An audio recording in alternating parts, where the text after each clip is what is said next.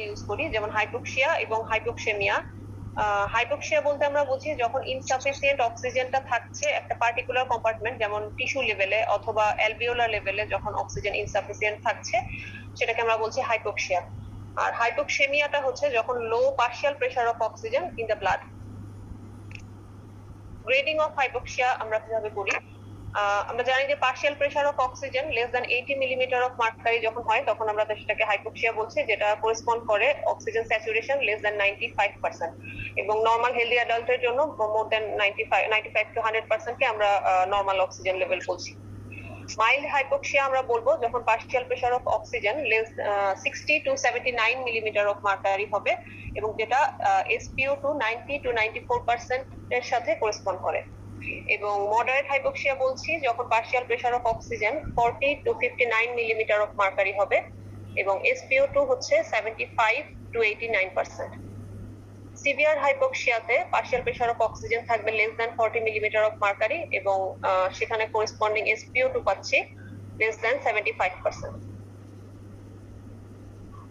এছাড়া PaO2 and FiO2 ratio, যেটা আমরা সাধারণভাবে ARDS এ ইউজ করি, কিন্তু এটা দিয়েও আমরা হাইপোক্সেমিয়ার ক্লাসিফিকেশন এবং গ্রেডিং করতে পারি।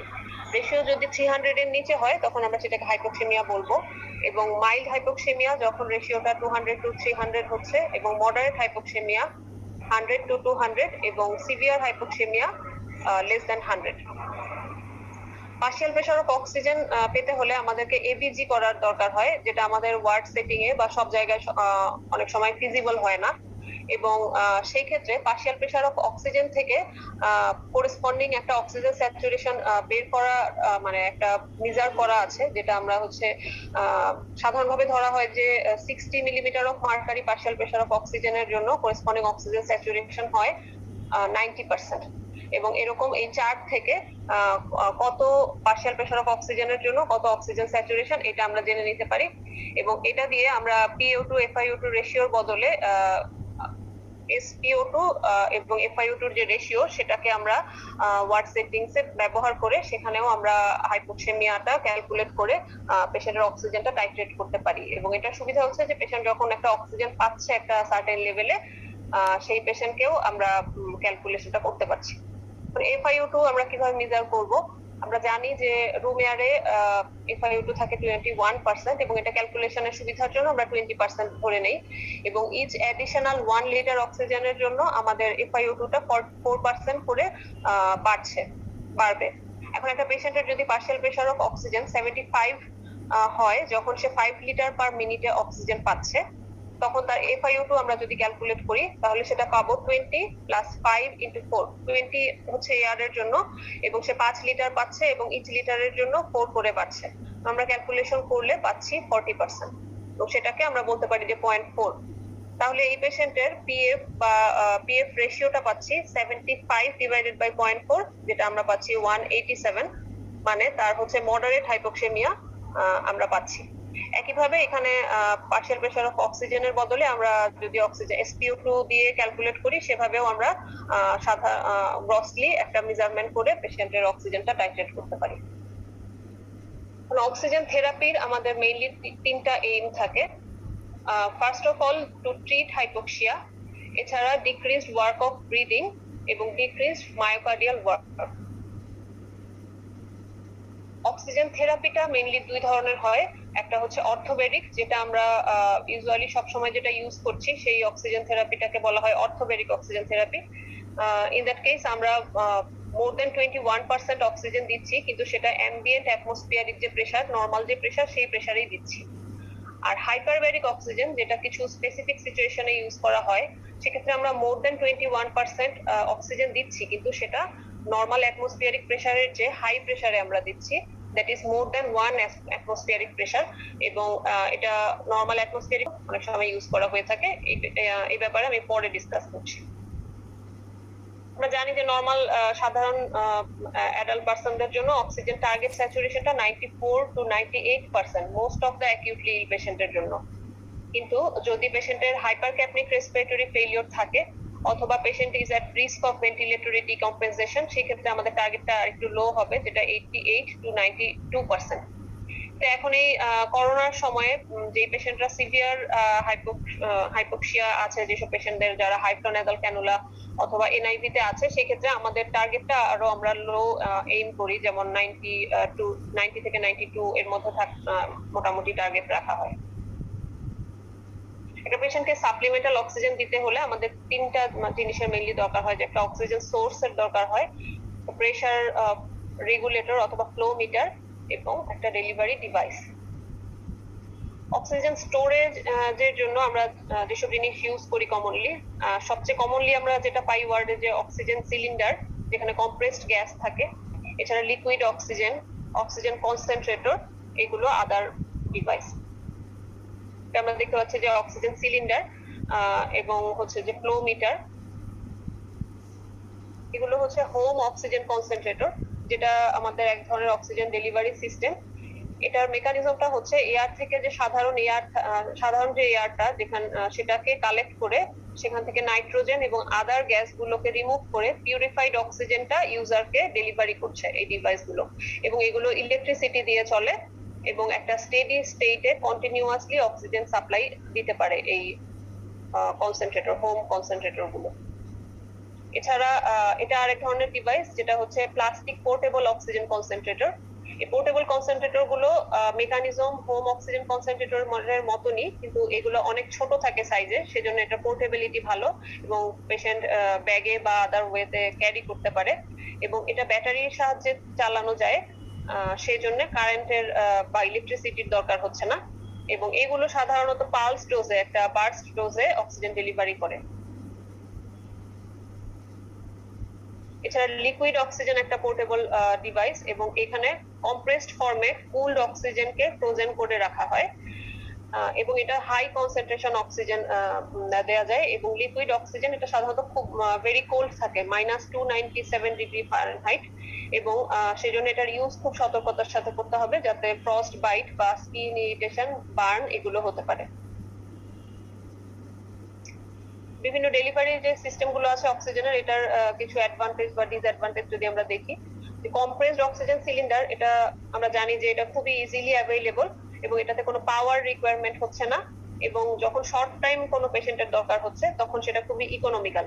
কিন্তু এটাতে ফায়ার হ্যাজার্ডটা বেশি, এবং লং টার্ম কোনো পেশেন্টের যদি ক্রনিক অক্সিজেন বা হোম অক্সিজেনের দরকার হয়, সেক্ষেত্রে যেহেতু এটা রিফিল করবার দরকার হয়, সেজন্য এটা মোর কস্টলি। হোম কনসেন্ট্রেটরটা একটা পার্মানেন্ট সোর্স, এবং এটাতে কোনো রিফিলের দরকার হচ্ছে না। যেসব পেশেন্টদের হোম অক্সিজেন বা লং টাইম অক্সিজেনের দরকার হচ্ছে তাদের জন্য এটা ইকোনমিক্যাল, এবং এটাতে পাওয়ার দরকার হয়, ইলেকট্রিসিটির দরকার হয়। আর লিকুইড অক্সিজেন এবং পোর্টেবল কনসেন্ট্রেটর দুটারই মেইন সুবিধা হচ্ছে এই দুটাই অনেক স্মল ডিভাইস, সেজন্য এটা পোর্টেবিলিটি আছে, কিন্তু এই দুটারই হাই কস্ট এবং not always available. Oxygen delivery সিস্টেমকে আমরা মেইনলি দুই ভাগে ভাগ করতে পারি, একটা হলো লো ফ্লো ডেলিভারি সিস্টেম আর একটা হচ্ছে হাই ফ্লো ডেলিভারি সিস্টেম।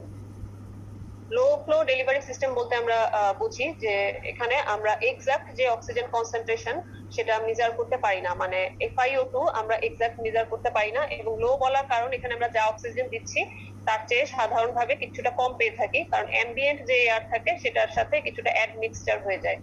এবং এটার এক্সাম্পল হিসেবে আছে যে নেজাল প্রং, ফেস মাস্ক, ছাড়া মাস্ক উইথ রিজার্ভার ব্র্যাক বা নন রিব্রিদার মাস্ক যেগুলোকে বলছি। হাই ফ্লো ডেলিভারি সিস্টেম, এখানে আমরা অক্সিজেন পার্সেন্টেজটা একদম কনস্ট্যান্ট পাচ্ছি এবং FiO2টা কনস্ট্যান্ট মেইনটেইন করা যাচ্ছে, এবং এর এক্সাম্পল হচ্ছে high flow venturi oxygen mask এবং হাই ফ্লো নেজাল ক্যানুলা। এটা একটা নেজাল প্রং আমরা দেখতে পাচ্ছি, এবং এটা তো আমরা সবাই জানি, এবং লাগানোর টেকনিক কিভাবে ইয়ারের পিছনে যাবে এবং সামনের দিকে অক্সিজেন সোর্সের এটা ফ্রন্টে থাকবে। নেজাল ক্যানুলার অ্যাডভান্টেজ হচ্ছে যে এটা খুবই কমফোর্টেবল এবং পেশেন্ট ফ্রেন্ডলি।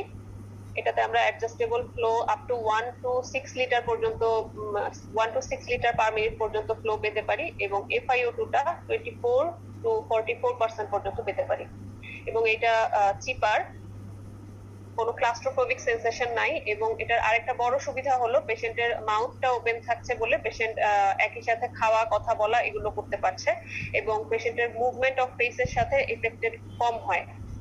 এবং লেস ইন্সপিরেটরি রেজিস্ট্যান্স দেন সিম্পল ফেস মাস্ক। আরেকটা বড় সুবিধা হলো যে এটাতে রিব্রিদিং অফ কার্বন ডাই অক্সাইডের রিস্ক নাই। কিছু ডিসঅ্যাডভান্টেজ হচ্ছে পেশেন্টের যদি নেজাল অবস্ট্রাকশন থাকে সেক্ষেত্রে আমরা এটা ইউজ করতে পারবো না। এছাড়া নেজাল মিউকাস মেমব্রেনকে ড্রাই করে, সেজন্য আপ টু 4 লিটার পর্যন্ত আমাদের হিউমিডিফিকেশন লাগবে না, এর চেয়ে বেশি হলে হিউমিডিফিকেশনের দরকার হবে। নাক থেকে এটা সহজেই ডিসলজ হয়ে যেতে পারে এবং নেজাল স্কিন, ইয়ার স্কিন এগুলোতে ইরিটেশন, ব্রেকেজ, স্কিন ব্রেকেজ হতে পারে। এবং যেসব পেশেন্টরা মাউথ ব্রিদার তাদের ক্ষেত্রে এটা গুড অপশন না, কারণ আমরা নাকে নেজাল প্রং দিব কিন্তু পেশেন্ট হয়তো মুখ দিয়ে শ্বাস নিচ্ছে। এছাড়া আমরা আগেই বলেছিলাম যে এটাতে এক্সাক্ট FiO2 আমরা মেজার করতে পারি না, কারণ অ্যাম্বিয়েন্ট অ্যাটমসফিয়ারিক এয়ারের সাথে কিছুটা অ্যাডমিক্সচার হয়। নেজাল ক্যানুলা দিয়ে আমরা FiO2 24 to 44% পাচ্ছি এবং যেটা আগেই বলেছিলাম যে পার লিটারের জন্য 4% করে বাড়বে, সেভাবে 1 লিটারে 24, 2 লিটারে 28 এভাবে এন্ড সো অন। নেক্সট 1 থেকে 6 লিটার বা 1 থেকে সাধারণভাবে 5 লিটার পর্যন্ত আমরা দেই হচ্ছে নেজাল ক্যানুলা দিয়ে। এরপরে নেক্সট স্টেপ এর চেয়ে বেশি যখন লাগবে তখন আমাদের যেতে হবে সিম্পল অক্সিজেন মাস্কে। এখানে আমরা ছবিতে একটা সিম্পল অক্সিজেন মাস্ক দেখতে পাচ্ছি। এখানে মেটালিক পিস থাকে অনেকগুলোতে, যেটাতে নাকের সাথে ভালোভাবে অ্যাডহেয়ার করা যায় এবং পাশে এক্সেলেশন পোর্ট থাকে যেখান থেকে এয়ারটা বের হচ্ছে এবং একটা অক্সিজেন সোর্সের সাথে একটা কানেক্টর থাকে। আর একটা স্ট্র্যাপ থাকে মাউথের সাথে, ফেসের সাথে টাইটলি অ্যাডহেয়ার করার জন্য। সিম্পল ফেস মাস্ক দিয়ে আমরা 40 to 60% পর্যন্ত অক্সিজেন ডেলিভারি করতে পারি। এটার আদার কিছু নাম আছে, যেমন এটাকে বলা হয় MC mask, medium concentration mask, Mary Catterall mask অথবা হাডসন মাস্ক। এটা অক্সিজেন পেশেন্টকে যা দিচ্ছে এটা অনেকটা ভ্যারিয়েবল হবে ফ্লোটা, সেটা পেশেন্টের ব্রিদিং প্যাটার্নের উপর ডিপেন্ড করে। এবং এখানে আমরা ফ্লো রেট 5 to 10 লিটার পর্যন্ত দিতে পারি, কিন্তু লেস দেন 5 লিটার আমরা কখনোই ফেস মাস্ক দিয়ে দিব না, কারণ লেস দেন 5 লিটার যদি আমরা ফেস মাস্ক দিয়ে দেই তখন সেখানে পেশেন্টের মাস্কের ভিতরে কিছু কার্বন ডাই অক্সাইড অ্যাকুমুলেট হবে এবং সেটা থেকে রিব্রিদিং হবে। এবং এটার দুই পাশে ভেন্ট থাকে, সেটা দিয়ে এয়ার এক্সহেলেশন হচ্ছে এবং সেটা দিয়ে কিছু অ্যাডমিক্সচার হচ্ছে। যেই পেশেন্টদের টাইপ 1 রেসপিরেটরি ফেইলিওর তাদের জন্য এটা মোর সুইটেবল, যাদের উইদাউট হাইপারক্যাপনিয়া। অ্যাডভান্টেজ হচ্ছে এটা increase delivery of oxygen then nasal cannula for short period of time. কিছু ডিসঅ্যাডভান্টেজ, এটা টাইট সিলের দরকার হয় হাই কনসেন্ট্রেশন অক্সিজেন দিতে গেলে। যদি ফেসের সাথে সিল ভালো না হয় সেক্ষেত্রে আমাদের ডিজায়ার্ড অ্যামাউন্ট আমরা পাবো না। এবং মাস্কটাকে প্রপার পজিশনে রাখাটা ডিফিকাল্ট হতে পারে এবং পেশেন্টের কিছু স্কিন ব্রেকডাউন, প্রেসার এগুলো হতে পারে। আর পেশেন্টের ইটিং এবং টকিং এগুলাতে এটা সমস্যা করে, সেটা করতে পারে না একই সাথে। এরপরে নেক্সট স্টেপ, যখন আমাদের 10 লিটারের চেয়ে বেশি অক্সিজেন দরকার হবে, তখন 10 থেকে 15 লিটার, তখন আমরা নেক্সট স্টেপে যাচ্ছি যে নন রিব্রিদিং মাস্ক যেটা। এই মাস্কগুলো দিয়ে আমরা 60 to 90% পর্যন্ত অক্সিজেন দিতে পারি যখন আমরা 15 লিটার পার মিনিট ফ্লোতে। এবং অক্সিজেন কনসেন্ট্রেশনটা ভ্যারিয়েবল এবং পেশেন্টের মাস্কের ফিটিং এর উপর ডিপেন্ড করে এবং পেশেন্টের ব্রিদিং প্যাটার্নের উপরও কিছুটা ডিপেন্ড করে। এই মাস্কগুলো মেইনলি ট্রমা পেশেন্ট, তারপর ইমার্জেন্সি ইউজের জন্য মোর সুইটেবল এবং যেসব পেশেন্টদের কার্বন ডাই অক্সাইড রিটেনশনটা আনলাইকলি। এখানে আমরা ছবিতে একটা নন রিব্রিদিং মাস্ক দেখতে পাচ্ছি। এখানে দুই পাশে এক্সহেলেশনের জন্য দুইটা ভালভ পোর্ট থাকে আর আরেকটা হচ্ছে যে ভালভ থাকে যেটার সাথে নন রিব্রিদার মাস্কটা অ্যাটাচড থাকে এবং এদিকে একটা অক্সিজেন সোর্স থাকে। অক্সিজেন সোর্স থেকে এয়ার এসে এই ব্যাগের মধ্যে নন রিব্রিদিং মাস্কের মধ্যে ব্যাগের মধ্যে জমা হবে এবং এখান থেকে শুধুমাত্র ওয়ান ওয়ে ভালভের মাধ্যমে পেশেন্ট ইন্সপায়ার্ড এয়ারটা ব্যাগ থেকে নিতে পারবে, কিন্তু পেশেন্টের এক্সপিরেশনটা এই দুই পাশের ভেন্ট গুলো দিয়ে বের হবে, কিন্তু পেশেন্টের কোনো এক্সপিরেশন এই ব্যাগে যাবে না। সেজন্য এখানে আমরা হাই FiO2 অ্যাচিভ করতে পারি।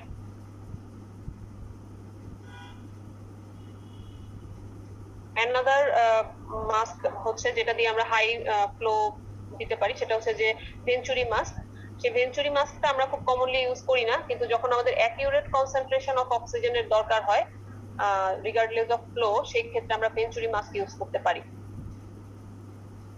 যেসব পেশেন্টদের টাইপ 2 রেসপিরেটরি ফেলিওর বা কার্বন ডাই অক্সাইড রিটেনশন থাকে সেই পেশেন্টদের জন্য 24 to 28% ভেঞ্চুরি মাস্কটা ইউজ করা হয়, এবং এটার অ্যাকিউরেসি কমে যাবে যদি মাস্কের ফিটিংটা ঠিক মতো না হয় ফেসে, তাহলে সেই এই ক্ষেত্রেও কিছুটা অ্যাকিউরেসি কমতে পারে। এবং এটা ভেঞ্চুরি মাস্কের ছবি। এখানে দেখা যাচ্ছে যে মাস্কের সাথে আলাদা একটা ভালভ অ্যাটাচ থাকে, এবং এই ভালভ গুলোতে এই ভালভ গুলো দিয়েই আমাদের ফিক্সড অ্যামাউন্টটা মেনটেইন হয় মেকানিজমের মাধ্যমে। এবং এখানে কিছু কালার কোডিং করা থাকে, এবং এই কালার কোডিং গুলো ফিক্সড। যেমন এখানে আমরা দেখি যে ব্লুটা 24% অক্সিজেন, হোয়াইট মানে 28% অক্সিজেন, অরেঞ্জ মানে 31% অক্সিজেন, ইয়েলো মানে 35% অক্সিজেন, রেড হচ্ছে 40% অক্সিজেন, এন্ড গ্রিন হচ্ছে 60% অক্সিজেন। এবং এখানে আমরা 2 থেকে 15 লিটার পর্যন্ত দিতে পারছি, কিন্তু কত পার্সেন্টের জন্য আমরা কত লিটার অক্সিজেন দিব, এবং এগুলো মোটামুটি ফিক্স থাকে। এবং এই যে আমরা দেখতে পাচ্ছি যে ভালভের গায়ে সেগুলো ইনস্ট্রাকশন লেখাও আছে। হাই ফ্লো নেজাল ক্যানুলা, এটা আমরা এখন করোনার সময় খুব ইউজ হচ্ছে। যেসব পেশেন্টদের 10 টু 15 লিটারের বেশি অক্সিজেন দরকার হচ্ছে পার মিনিটে, মানে নন রিব্রিদার মাস্ক দিয়ে মেইনটেইন হচ্ছে না, তাদের ক্ষেত্রে আমরা হাই ফ্লো নেজাল ক্যানুলাতে এর নেক্সট স্টেপে যাব। এবং নন রিব্রিদার মাস্কের ক্ষেত্রে আরেকটা ইম্পর্টেন্ট কথা হচ্ছে, যেসব পেশেন্টদের 10 লিটারের চেয়ে কম লাগছে তাদেরকে আমরা নন রিব্রিদার মাস্ক ইউজ করব না, কারণ এর চেয়ে কম যদি ইউজ করি তখন ব্যাগটা ডিফ্লেট থাকতে পারে, এবং সেই ক্ষেত্রে কার্বন ডাই অক্সাইড রিটেনশনের একটা পসিবিলিটি থাকে। এবং প্রত্যেকটাই একটা থেকে নেক্সট স্টেপে যাওয়ার আগে ওটার কোনো পিটফলস আছে কিনা সেটা সবার আগে চেক করে দেখতে হবে, যে মাস্কের ফিটিংটা ঠিক আছে কিনা, নন রিব্রিদারের ক্ষেত্রে সেই ব্যাগটা ঠিকমতো ইনফ্লেটেড আছে কিনা, তারপরে কোনো কিং আছে কিনা, সেই জিনিসগুলো আগে দেখতে হবে। এবং অক্সিজেনের যে সোর্স সেখান থেকে ঠিকমতো অক্সিজেন পাচ্ছে কিনা, সেগুলো সব ঠিক থাকার পরে যদি আমাদের অক্সিজেন মেনটেন না হয় তারপর আমরা নেক্সট স্টেপে যাব। 15 লিটারের বেশি অক্সিজেন দরকার হচ্ছে তখন আমরা হাই ফ্লো নেজাল ক্যানুলাতে যাচ্ছি, এবং এটা দিয়ে আমরা হিটেড এবং হিউমিডিফাইড অক্সিজেন দিতে পারি। এবং হিউমিডিফাইড হওয়ার কারণে এখানে পেশেন্টের টলারেন্স এবং কমফোর্টটা খুব ভালো হয়। এবং এই হাই ফ্লো রেট দিয়ে আমরা ইনক্রিজড FiO2 পাই, এবং কার্বন ডেড স্পেসের যে কার্বন ডাই অক্সাইড সেটা ভালো ওয়াশ আউট হয়। এবং এখানে একটা additional PEEP, positive end respiratory pressure, আমরা হাই ফ্লো নেজাল ক্যানুলা দিয়ে পাই, অনেকটা সিপ্যাপ এর মতন পাই। এটার অ্যাডভান্টেজ কি কি, যে আমরা এখানে হিটেড এবং হিউমিডিফাইড অক্সিজেন পাচ্ছি, এবং ইন্সপাইরেটরি যে ডিমান্ড সেটা বেটার মিট করে, এবং ফাংশনাল রেসিডুয়াল ক্যাপাসিটি বাড়ে, যেহেতু এখানে আমরা একটা পিপ পাচ্ছি। এবং এটা লাইটার এবং more tolerable then CPAP or BiPAP, এবং অক্সিজেন ডাইলুশনটা এখানে মিনিমাইজ হচ্ছে, আর ডেড স্পেস থেকে কার্বন ডাই অক্সাইড রিমুভাল হচ্ছে। সাধারণত every 10 litre per minute flow rate ইনক্রিজের জন্য আমরা P.35 থেকে 0.69 সেন্টিমিটার একটা পিপ পাই হাই ফ্লো নেজাল ক্যানুলাতে। এবং হাই ফ্লো নেজাল ক্যানুলা দেওয়ার জন্য পেশেন্টের একটা ইনট্যাক্ট রেসপিরেটরি ড্রাইভ থাকতে হবে, এবং পেশেন্ট একটা ওয়েল ওরিয়েন্টেড থাকতে হবে, এবং FiO2 আপ টু 100% দিতে পারি, 100% পেতে পারি, এবং flow up to 70 litre per minute পর্যন্ত পাওয়া যায়। এবং সাধারণভাবে এক্ষেত্রে আমরা FiO2 100% দিয়ে শুরু করা হয়, এবং ফ্লোটা লো 40 লিটার পার মিনিটে সাধারণভাবে শুরু করা হয়, এবং গ্র্যাজুয়ালি সাধারণত 2 to 3 আওয়ারলি FiO2 টা আমাদেরকে 5% করে করে কমাতে হবে আপ টু 40% আসা পর্যন্ত। এবং FiO2 যত বেশি থাকবে এবং 60% বা তার আপ যখন থাকবে তখন অক্সিজেন টক্সিসিটির রিস্কটা অনেক বেশি থাকে, সেজন্য আমরা গ্র্যাজুয়ালি FiO2 টা কমাবো এবং ফ্লোটা আস্তে আস্তে বাড়াবো, এভাবে টাইট্রেশন করা হয়। কন্ট্রাইন্ডিকেশন, কখন আমরা হাই ফ্লো নেজাল ক্যানুলা দিতে পারবো না, যদি কোনো পেশেন্টের খুবই সিভিয়ার রেসপিরেটরি ডিস্ট্রেস থাকে, সিভিয়ার কার্ডিওভাস্কুলার ইনস্টেবিলিটি থাকে, আনকনশাস পেশেন্ট যার আপার এয়ারওয়েতে অবস্ট্রাকশন আছে, বেজাল স্কালে ফ্র্যাকচার আছে, পেশেন্টের এপিস্টেক্সিস হচ্ছে, এবং একটা ইম্পেয়ার্ড এবিলিটি টু কাফ অথবা সিক্রেশন ক্লিয়ার করতে পারে না, সেই পেশেন্টদের ক্ষেত্রে আমরা high flow nasal cannula use করতে পারবো না। এখন আমরা একটা high flow nasal cannula device দেখতে পাচ্ছি, যে এখানে একটা ফ্লো মিটার, অ্যাক্টিভ একটা হিউমিডিফায়ার থাকে যেটাতে ডিস্টিল ওয়াটার ইউজ করা হয়, এবং এখান থেকে একটা হিটেড ইন্সপিরেটরি সার্কিট দিয়ে নেজাল ক্যানুলাতে আমরা অক্সিজেনটা পাচ্ছি, এবং এখানে একটা এয়ার অক্সিজেন ব্লেন্ডার থাকে। এটা ছবিতে দেখতে পাচ্ছি যে একটা পেশেন্ট নেজাল ক্যানুলা দিয়ে হাই ফ্লো নেজাল ক্যানুলা পাচ্ছে। এছাড়া আদার অক্সিজেন দেওয়ার মেথডের মধ্যে non invasive ventilation. Non invasive ভেন্টিলেশনের মধ্যে দুই রকম, যে আমরা জানি যে সিপ্যাপ এবং BiPAP. Continuous positive airway pressure. এই সিপ্যাপটা এখন কারেন্টলি কোভিড টাইমে খুবই ইফেক্টিভ এখন পর্যন্ত প্রুভেন, এবং হাই ফ্লো নেজাল ক্যানুলার পাশাপাশি সিপ্যাপটাও একইভাবে ইউজ করা যায়। আমরা সাধারণভাবে হাই ফ্লো নেজাল ক্যানুলা আগে ইউজ করি, কিন্তু যদি high flow nasal cannula available না থাকে তাহলে নন রিভিদার মাস্কের পরে সরাসরি আমরা এনআইভি তে চলে যেতে পারি। এবং যেহেতু কোভিড পেশেন্টদের ক্ষেত্রে টাইপ 1 রেসপিরেটরি ফেলিওর হয়, আমরা জানি যে টাইপ 1 রেসপিরেটরি ফেলিওরের জন্য আমরা সিপ্যাপ ইউজ করি, তাই সিপ্যাপটা হচ্ছে এখানে এনআইভির মেইন চয়েস। এখানে আমরা একটা কন্টিনিউয়াস পজিটিভ এয়ারওয়ে প্রেসার দিই, যেটা অ্যালভিওলাসটাকে ওপেন রাখছে এবং অক্সিজেনেশনটাকে বাড়াচ্ছে। এবং ম্যানুয়াল যে সিপ্যাপ সেটা দিয়ে up to 15 litre per minute পর্যন্ত অক্সিজেন দেওয়া যায়, এবং FiO2 আপ টু 50%। আর high FiO2 device with PEEP পাল্প দিয়ে FiO2 আপ টু 100% পর্যন্ত অ্যাচিভ করা যায়। এটা মেইন মোডটা হচ্ছে যে একটা কন্টিনিউয়াস প্রেসার ইন্সপিরেশন এবং এক্সপিরেশনের সময় আমরা দিচ্ছি। এছাড়া bilevel positive airway pressure, এইখানে আমরা একটা ইন্সপিরেশনের সময় এবং এক্সপিরেশনের সময় একটা আলাদা প্রেসার দিচ্ছি, এবং ইন্সপিরেটরি প্রেসারটা সাধারণত এক্সপিরেটরি প্রেসারের চেয়ে বেশি হয়, কিন্তু মিনিমাম একটা 8 ডিফারেন্স রাখতে হবে, এবং যে ডিফারেন্সটা এটা হচ্ছে প্রেসার সাপোর্ট। এবং oxygen flow up to 15 litre per minute পর্যন্ত অ্যাচিভ করা যায়, এবং ম্যাক্সিমাম FiO2 45 to 50% অ্যাচিভ করা যায়। আর এখন বর্তমান কোভিড সময়ে বাইপ্যাপের ইউজ সিপ্যাপের চেয়ে কম, কিন্তু অনেক সময় যখন আদার কোমরবিডিটি থাকে, যেমন একটা সিওপিডি পেশেন্ট, তার সাথে কোমরবিডিটি এবং সাথে হচ্ছে কোভিড, সেই পেশেন্টের ক্ষেত্রে আমরা বাইপ্যাপ বা আদার কোমরবিডিটি, সেই ক্ষেত্রে আমরা বাইপ্যাপটাও ইউজ করতে পারি। আচ্ছা, এখন আসি হাইপারব্যারিক অক্সিজেন। এই অক্সিজেনটা আমরা সাধারণভাবে ইউজ করি না, এবং কিছু স্পেসিফিক কন্ডিশনে ইউজ করা হয়। হাইপারব্যারিক অক্সিজেন বলতে আমরা বুঝি যে breathing 100% oxygen under increased atmospheric pressure. এতক্ষণ আমরা যেগুলো ডিসকাস করলাম বা সাধারণভাবে আমরা যেটা ইউজ করি সেগুলো সবই নর্মাল অ্যাটমসফিয়ারিক প্রেসারে ইউজ করা হয়, শুধু আমরা অক্সিজেনের কনসেন্ট্রেশন বাড়াই, কিন্তু এই ক্ষেত্রে আমরা অ্যাটমসফিয়ারিক প্রেসারটা বাড়াচ্ছি 100% অক্সিজেনের সাথে, এবং এটা 2 to 3 ফোল্ড পর্যন্ত বাড়ানো যায়। হাইপারব্যারিক অক্সিজেন সাধারণত একটা চেম্বার, ক্লোজড চেম্বারে রেখে দেওয়া হয়, সেই চেম্বারের ভিতরে প্রেসারটা বাড়ানো হয়, এবং এটা 2 ধরনের চেম্বার ইউজ করা হয়। একটা হচ্ছে মোনোপ্লেস চেম্বার আর একটা হচ্ছে মাল্টিপ্লেস চেম্বার।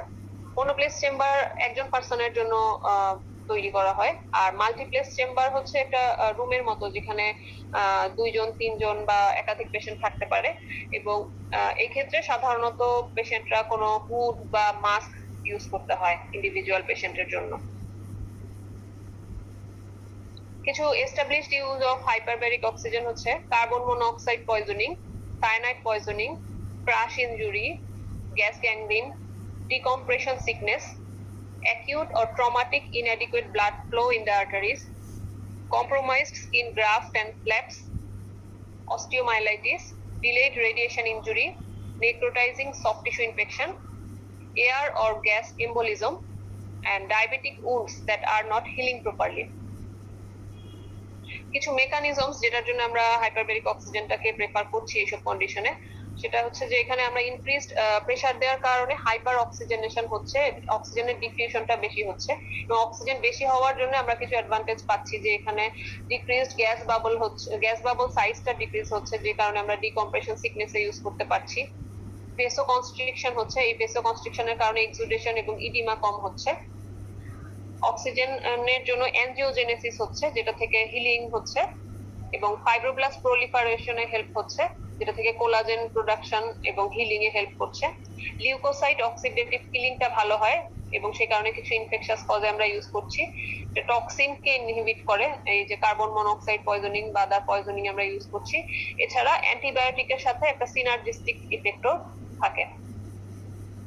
এখানে আমরা হাইপারব্যারিক একটা চেম্বারের ছবি দেখতে পাচ্ছি, এটা এরকম 4 কোণা বা অন্যরকমও হতে পারে, এবং এখানে দেখা যাচ্ছে যে একটা মাল্টিপ্লেস চেম্বার আর এটা একটা মোনোপ্লেস চেম্বার। মোনোপ্লেস চেম্বার একটা সিঙ্গেল পেশেন্ট, এবং একটা মাল্টিপ্লেস চেম্বারে দেখা যাচ্ছে এখানে 3টা পেশেন্ট আছে, এবং তারা এরকম হুড ইউজ করে অক্সিজেনটা পাচ্ছে। হাইপারব্যারিক অক্সিজেনের ইউজ করার সময় কোনো পেশেন্টের যদি রিসেন্ট কোনো ইয়ার সার্জারি অথবা ইয়ার ট্রমা থাকে, কোনো কোল্ড বা ফিভার থাকে বা নিউমোথোরাক্স থাকে, সেই পেশেন্টদের ক্ষেত্রে আমরা হাইপারব্যারিক অক্সিজেন ইউজ করতে পারবো না। এবং হাইপারব্যারিক অক্সিজেনের মোস্ট কমন কমপ্লিকেশন হচ্ছে মিডল ইয়ার ট্রমা। এছাড়া আদার কমপ্লিকেশনের মধ্যে সাইনাস প্রবলেম বা অক্সিজেন টক্সিসিটি এগুলো করতে পারে।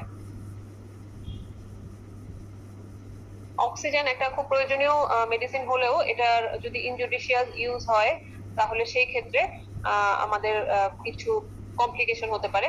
যেমন সবচেয়ে ইম্পর্টেন্ট যেটা যে অক্সিজেন টক্সিসিটি। অক্সিজেন টক্সিসিটি একটু আগে যেটা বলেছিলাম যে FiO2 যদি অনেক বেশি এবং সেটা অনেক বেশি সময় ধরে পায় সেক্ষেত্রে হতে পারে, এবং আদার যদি কোনো সাসেপ্টিবিলিটি থাকে পেশেন্টের এবং সেখানে ফ্রি রেডিকেল ড্যামেজ হয়ে এবং সেটাও আবার পেশেন্টের হাইপোক্সিয়া করতে পারে।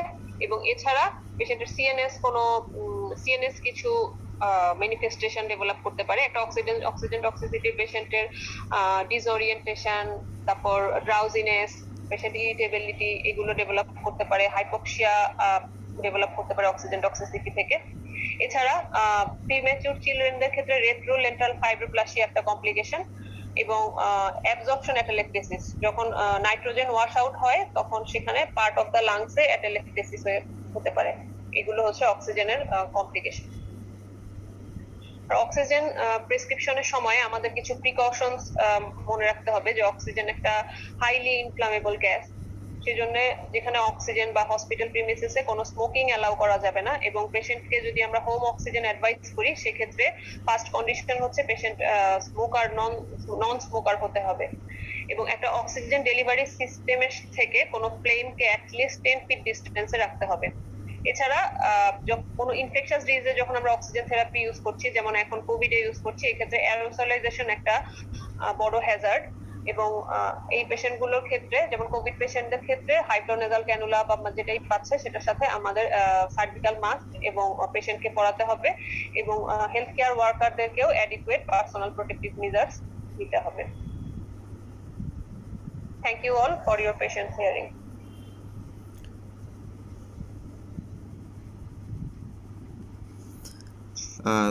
Thank you, Dr. Sharmeen Afroz, for your informative presentation. In this COVID pandemic, this knowledge on oxygen therapy is very crucial. Now it's time for questions from the audience to the speaker. তোমাদের কোনো প্রশ্ন থাকলে প্রেজেন্টারকে বলো। হ্যাঁ, প্রশ্ন ছিল হাইপোক্সিয়ার যে classification ক্যাটাগরিতে, সেখানে দেখানো হচ্ছিল যে লেস দেন 80 মিলিমিটার মার্কারি যদি হয় তাহলে হাইপোক্সিয়া। ডিভিশনে আমরা আপু করেছিলাম যে লেস দেন 60 মিলিমিটার মার্কারি যদি হয় সেক্ষেত্রে হাইপোক্সিয়া বলা হয়, বা লেস দেন 8 কিলোপ্যাসকেল মিলিমিটার মার্কারি যদি হয়। লেস দেন 60 হচ্ছে রেসপিরেটরি ফেলিওর বলি আমরা তখন, আর হাইপোক্সিয়া লেস দেন 80, কিন্তু রেসপিরেটরি ফেলিওর বলবো যখন লেস দেন 60 হবে। আচ্ছা, আরেকটা প্রশ্ন ছিল আপনার FiO2 আর FiO2 রেশিওটা, এটা একটু আরেকবার যদি দেখাতেন।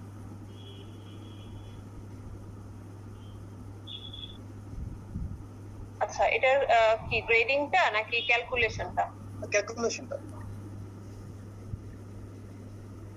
আচ্ছা, এটার ক্যালকুলেশন হচ্ছে প্রথমে আমরা PaO2টা তো আমরা এবিজি থেকে পাবো, পার্শিয়াল প্রেসার অফ অক্সিজেনটা আমরা এবিজি থেকে পাবো, কিন্তু এটার করেসপন্ডিং একটা SpO2 একটা চার্ট আছে, এখান থেকে আমরা দেখে নিতে পারি। চার্টটা তো এমনিতে ইন্টারনেটেও অ্যাভেলেবল, কিন্তু কমনলি কিছু জানা রাখতে হয়, যেমন 90 অক্সিজেন স্যাচুরেশনের জন্য হচ্ছে যে 60, 90 নিচে গেলে তাহলে আমরা রেসপিরেটরি ফেলিওর বলতে পারবো।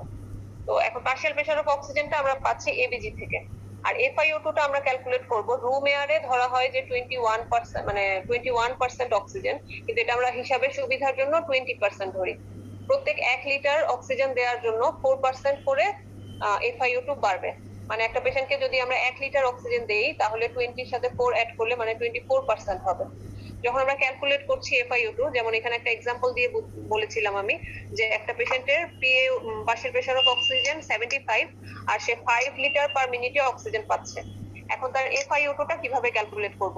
20 তো তার রুম এয়ারে আছেই, তার সাথে 5 into 4, প্রত্যেক 1 এর জন্য 4, 5 এর জন্য 20, তাহলে 20 + 20 40। এই 40%টা হচ্ছে তার FiO2, যেটাকে আমরা আর কি 0.4। তাহলে যখন PF রেশিও ক্যালকুলেট করব, এখানে তো পার্শিয়াল প্রেসার অফ অক্সিজেন আমরা এবিজি থেকে পেলাম 75, 75 ডিভাইডেড বাই পয়েন্ট মানে 0.4, তাহলে রেশিওটা আমরা 187 পেলাম। তাহলে এটা আমাদের গ্রেডিং এ এটা হচ্ছে যে মডারেট হাইপোক্সেমিয়া হলো।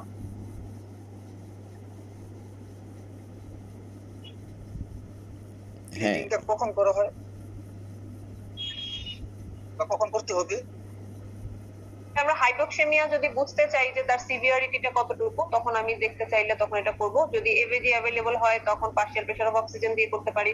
এবিজি অ্যাভেলেবল না হলে তখন একটা রাফলি আমরা SpO2 দিয়ে একটা বুঝতে পারি। এটা আসলে গ্রেডিং আর কি, আমরা সিভিয়ারিটি বুঝতে চাইলে তখন।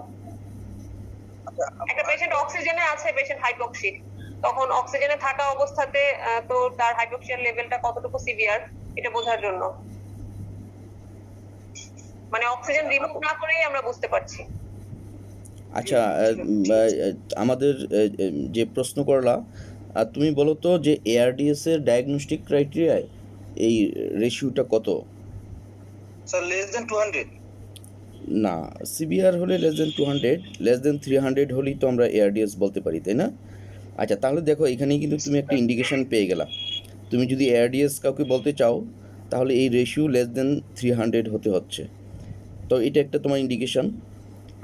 আর এখন যে কোভিডের যে ক্লাসিফিকেশান, সিভিয়ারিটি ক্লাসিফিকেশান, সেখানেও দেখবা যে এই টার্মটা নেওয়া হয়েছে PU2/FiO2 রেশিও যদি লেস দেন 300 থাকে তাহলে কোন ক্যাটাগরিতে পড়ছে, লেস দেন 200 থাকলে কোন ক্যাটাগরিতে পড়ছে, সেটা তুমি পাবা তুমি যখন কোভিডের সিভিয়ারিটি ক্লাসিফিকেশান পড়ো।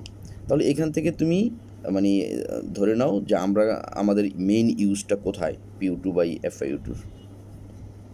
আর যেটা শারমিন আফরোজ বললো যে যখন আমরা ধরো 4 লিটার 5 লিটার 6 লিটার দিচ্ছি, আমরা FiO2টা ক্যালকুলেট করে নিচ্ছি। যখন 6 লিটার দিচ্ছি 424 প্লাস এনভায়রনমেন্টাল থেকে 20 44, আমরা যখন PU2/FiO2 করবো সেই 44 হয়ে যাবে 0.44। হ্যাঁ, ক্যালকুলেশনের সময় কিন্তু নিচে তুমি PU2 উপরে FiO2 নিচে কিন্তু 44 বসাই দিলে হবে না, সেখানে বসাতে হবে 0.44, কারণ FiO2 আসলে 0 to 1। তো এখন যদি এমন হয় কারো এবিজিতে 80 মিলিমিটার মার্কারি আছে PU2, তো 80কে তুমি যদি 0.44 দিয়ে ভাগ করো তখন কি আসে দেখো, তাহলে সেইটাই তোমার হয়ে গেল যে ওইটার রেশিও। তবে যদি পেশেন্ট হাই ফ্লো নেজাল ক্যানুলাতে থাকে তখন তো সরাসরি ওই মেশিনই তোমাকে বলে দিবে তার FiO2 কত, বা তুমি নিজেই জানো যে তাকে কত তুমি সেট করেছো, সেখানে আর ক্যালকুলেট করে বের করতে হচ্ছে না। আবার যদি নন রিবিদার মাস্কে হয় সেখানেও তোমার ক্যালকুলেশনের প্রয়োজন হয় না, কারণ নন রিবিদার মাস্কে FiO2 কিন্তু 60 to 80%, অনেক বেশি। কারণ তোমাকে যে দেখানো হয়েছে যে অক্সিজেনটা সরাসরি ব্যাগে গিয়ে জমা হচ্ছে, সেই ব্যাগ থেকে ওয়ান ওয়ে ভালভ দিয়ে একদম পিওর অক্সিজেনটা তুমি নিয়ে নিচ্ছ, এবং তুমি যে এই এক্সহেল করতেছো সেটা ওই দুই পাশের দুই ভালভ দিয়ে বের হয়ে যাচ্ছে। এনভায়রনমেন্টাল এয়ারটা এখানে ঢুকতে পারছে না। এনভায়রনমেন্টাল এয়ার ঢুকতে না পারার কারণে কি হচ্ছে, ওই ব্যাগের যে অক্সিজেনটা সেটা ডাইলিউট হচ্ছে না, ডাইলিউট হয়ে গেলেই তো FiO2 কমে যাচ্ছে। সেজন্য এই যে বাল্ব দিয়ে বের হয়ে যাচ্ছে ভিতরে ঢুকতে পারছে না, সেই জন্য নন রিবিদার মাস্কের ব্যাগের যে অক্সিজেন সেটা ডাইলিউট হতে পারছে না এনভায়রনমেন্টাল এয়ার দিয়ে, সেই জন্য এর FiO2 অনেক বেশি। সেজন্য নন রিবিদার মাস্ক দিয়ে পেলে তুমি ধরে নিতে পারো যে এর FiO2 60 to 80%, মানে 0.6 to 0.8%। সেক্ষেত্রেও তোমার ক্যালকুলেশনটা ইজি হয়ে যাবে। স্যার যদি নন রিবিদার মাস্কের মধ্যে কোনো প্রবলেম থাকে সেটা কিভাবে বুঝবো? এটা কি ডিফ্লেক্ট থাকবে? হ্যাঁ, নন রিবিদার মাস্ক ডেফিনেটলি তোমার ইনফ্লেটেড থাকতে হবে। যদি দেখো তুমি যে এটা ডিফ্লেটেড বা চুপসে গেছে, সাথে সাথে তোমাকে চেঞ্জ করতে হবে। আমরা কিন্তু এরকম পাই, পেশেন্টের মেনটেন হচ্ছে না, তারপর তুমি হাই ফ্লো নেজাল ক্যানুলার জন্য প্ল্যান করতেছো, কিন্তু পরে তুমি এক্সামিন করে দেখলা যে ওই ব্যাগ তো ডিফ্লেটেড, ওই ব্যাগ চেঞ্জ করার পর দেখা গেল আবার ঠিক হয়ে গেছে। সেজন্য নন রিবিদার মাস্ক যখন তুমি অ্যাডভাইস করবা যে পেশেন্টরা পেতে থাকবে তাদের অ্যাটেন্ডেন্টকে বলে দিতে হবে যে এই ব্যাগ কিন্তু এরকম ইনফ্লেটেড থাকবে এবং এটা যদি চুপসে যায় সাথে সাথে আমাদেরকে জানাবেন। আর হাই ফ্লো দেওয়ার আগেও তুমি নিজে চেক করে নিবা যে তার ফাংশন ঠিক আছে কিনা, ব্যাগটা ইনফ্লেটেড অবস্থায় আছে কিনা। স্যার যদি 10 লিটারের কম দেওয়া হয় তখন কি স্যার রিফ্লেটেড হয়ে যাবে অটোমেটিক, নাকি স্যার এটা ইনফ্লেটেড সবসময় থাকবে আমি ফ্লো যাই দিই না কেন? না, 10 লিটারের কম দিলে নন রিবিদার মাস্ক তুমি ইউজ করবা না, কারণ যখন তুমি 10 লিটারের কম দিবা তখন তুমি চিন্তা করে দেখো যে এনভায়রনমেন্টাল কোনো এয়ার আসছে না এবং ব্যাগের মধ্যে তোমার কম রেটে অক্সিজেন যাচ্ছে। তো কম রেটে যখন অক্সিজেন যাচ্ছে তখন সেই যে অক্সিজেনটা তুমি ইনহেল করতেছো বাইরে থেকে কিন্তু অক্সিজেন আসতে পারছে না এবং সেইটা তোমার হচ্ছে কি তো এটা কার্বন ডাইঅক্সাইড, তুমি যে কার্বন ডাইঅক্সাইডটা এক্সেল করতেছো ওইখানে কার্বন ডাইঅক্সাইডের কনসেন্ট্রেশন আরও বেশি বেড়ে যাবে। এই জন্য আমরা ডিটেলস মেকানিজমে যাই না। লেস দেন 10 লিটার যদি তুমি দাও ফর প্রলং পিরিয়ড তাহলে পেশেন্টের কিন্তু হাইপার কেপনিয়া হতে পারে। তুমি শুধুমাত্র 10 to 15 লিটার যখন দিবা তখন নন রিবিদার মাস্ক ব্যবহার করবা। লেস দেন 10 লিটার যে পেশেন্টের ডিমান্ড তার বেলায় তো নন রিবিদার মাস্কের প্রশ্ন আসে না। That should be given by oxygen মানে সিম্পল মাস্ক। সেটা তোমার এই লেকচারে ছিল যে 5 to 10 গ্রসলি মাস্ক, 5-এর নিচে হলে নেজাল ক্যানুলা মানে সিম্পল নেজাল ক্যানুলা যেটা, আর 10 থেকে 15 হলে তোমার নন রিবিদার মাস্ক। যখন 15-র বেশি লাগবে তখন হাই ফ্লো নেজাল ক্যানুলা, এবং হাই ফ্লো নেজাল ক্যানুলা যদি অ্যাভেলেবল না হয় বা অন্য কোনো ইন্ডিকেশন থাকে তখন 15 লিটারের বেশি হলেই নন রিবিদ এনআইবি নন ইনভেসিভ ভেন্টিলেশন আর সিপেপ বা বাইপেপ, বা সিপেপ কখন বাইপেপ কখন সেটা অন্য ডিসকাশন। স্যার আরেকটা প্রশ্ন ছিল স্যার, যে আমরা যে হাই ফ্লো নেজাল ক্যানুলাতে যখন আমরা দিই FiO2 তো স্যার ম্যাক্সিমাম 100% দেয়া যায়। আমি বেশ কয়েকটা ডিভাইসে দেখলাম স্যার 80% এর বেশি অপশন ছিল না, এটা কি স্যার? না, আসলে 100%ই। তারপরে তোমার অনেক ফ্যাক্টর এখানে কাজ করে। কোনো কোনো মেশিন তুমি যদি ফ্লো বাড়ায় দাও সে মানে একটা অটো FiO2-তে নিয়ে আসে ক্যালকুলেট করে, এটা একটা। আবার যদি মেশিন যদি ডিস্টার্বড হয়, হ্যাঁ ডিফেক্টিভ হয়, তখনও তুমি কিন্তু FiO2 টাইট্রেট করতে পারবে না বা বাড়াতে পারবে না। সেটা সেই জন্য আসলে হাই ফ্লো নেজাল ক্যানুলা খুব একটা ভালনারেবল মেশিন, তো এটারও কিন্তু রেস্ট প্রয়োজন। কিন্তু আমরা দিনের পর দিন একই পেশেন্টকে চালাচ্ছি একই মেশিন, বা এক পেশেন্ট থেকে নিয়ে আরেক পেশেন্টকে দিচ্ছি, তো তার যে মেনটেনেন্স, সে মেনটেনেন্সটা ওই মেশিনের জন্য যে একটু কেয়ার দরকার সে কেয়ারটা হচ্ছে না। তার ফিল্টার যে রিমুভেল বা পরিষ্কার করার প্রয়োজন সেটা হচ্ছে না, এবং তাকে যে একটা নির্দিষ্ট সময় ইউজ করার পর আর একটা বিশেষ সময় তাকে রেস্ট দিতে হবে ওই মেশিনকে, সেটা আমরা দিতে পারছি না। হ্যাঁ, পেশেন্টের এত চাপ, সেই জন্য অনেক সময় কিন্তু তোমার অনেক ফাংশনই ডিফেক্টিভ থাকে, এইটা একটা। আর 80%-এর বেশি থাকবে না তা না, কিন্তু 100%ই আছে। কিন্তু হয় তুমি খুব বেশি ফ্লো দিচ্ছ, বেশি ফ্লো দিলে অনেক সময় মেশিন এটা FiO2টা বাড়াতে পারে না। আরেকটা ব্যাপার হলো যে মেশিন যতই ওকে থাকুক, তোমার সেন্ট্রাল লাইনের অক্সিজেন প্রেশার যদি কম হয় তাহলেও কিন্তু FiO2 বাড়াতে পারবে না। তাহলে সেন্ট্রাল লাইনের অক্সিজেন তুমি যদি খুব বেশি হাই ফ্লো দাও in certain circumstance in particular machines, এবং মেশিন যদি ইটসেলফ ডিফেক্টিভ হয়, তাহলে এইসব নানা কারণে তোমার ওই টাইট্রেশন অথবা FiO2 ফিক্সেশনে সমস্যা হতে পারে। আমি আবার একটু রিপিট করি, problem in the machine,